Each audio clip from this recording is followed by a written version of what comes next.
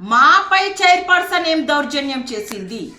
మీరు videos release చేసి ప్రజలకు చూయించండి.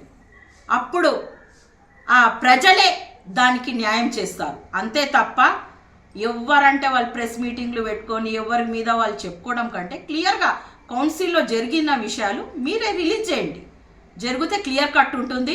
ఇలా మనము ఒక కౌన్సిలర్షిప్ దిగినాము, మాజీ కౌన్సిలర్లం అయినాము, కానీ ఒకరి మీద ఒకరు అబాండాలు వేసుకోవడము అయిపోయింది, నేను ప్రెస్ మీట్కి చెప్పిన నా పని అయిపోయింది కదా, నేనేమన్నా చెప్పుకుంటా అంటే అది మంచి పద్ధతి కాదు. మనం ఒక ప్రజాప్రతినిధిగా ప్రజలకు న్యాయం చేయడానికి వచ్చినాం, కానీ మనం దూషించుకోవడం తప్పు అది అని నిరూపించాలి అంటే మీరు కౌన్సిల్లో జరిగిన వీడియోస్ రిలీజ్ చేయండి. ప్రజలందరికీ ఎవరిది తప్పు ఎవరిది కరెక్ట్ ప్రజలే నిర్ణయిస్తారు.